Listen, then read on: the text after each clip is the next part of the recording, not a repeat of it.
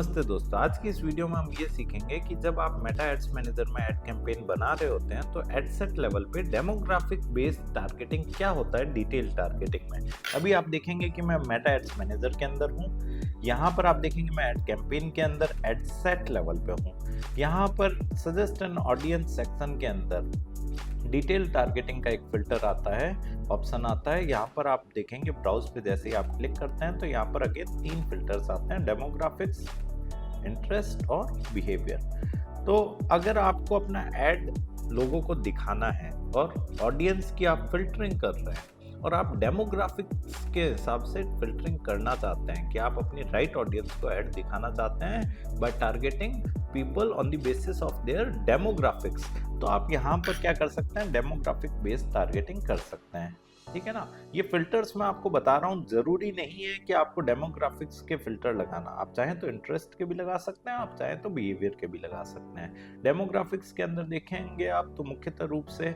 कुछ filters available है जैसे कि education, financial, life events, parents, relationship, work.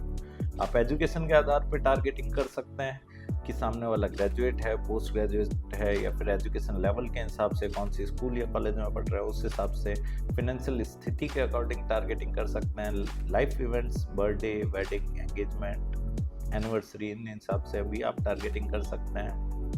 Parenting के हिसाब से टारगेटिंग कर सकते हैं, रिलेशनशिप स्टेटस के हिसाब से टारगेटिंग कर सकते हैं और वर्क प्रोफाइल के हिसाब से भी। एजुकेशन में अपन चलते हैं, एजुकेशन लेवल, एक और सब फिल्टर आ गया, एजुकेशन लेवल खोलते हैं। तो जो स्टूडेंट्स अभी यूनिवर्सिटी में पढ़ रहे हैं या जो हाई स्कूल लीवर है, जो फाउंडेशन डिग्री कर रहे हैं या फिर जो मास्टर डिग्री करके बैठे हैं या फिर जो कोई तो यूनिवर्सिटी में पढ़ रहे हैं या फिर ग्रेजुएशन कर रहे हैं, तो उनको आप टारगेटिंग कर सकते हैं। फील्ड ऑफ स्टडी के अकॉर्डिंग भी टारगेटिंग कर सकते हैं अगर आपको स्पेसिफिक चीज़ के कोचिंग संस्थाएं, ठीक है ना।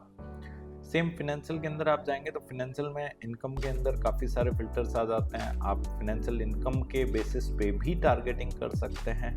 नीचे अपन स्क्रॉल करते हैं, लाइफ इवेंट्स के अंदर एनिवर्सरी आ रहा है, जिनकी एनिवर्सरी विद इन 30 डेज है, 31 to 60 डेज है। अगर आपकी एक शॉप या फिर गिफ्ट शॉप या फिर ज्वेलरी शोरूम ओन करते हैं तो आप इन लोगों को टारगेट कर सकते हैं। टिफिन सर्विसेज ओन करते हैं तो आप away from family, away from home town वालों को टारगेट कर सकते हैं।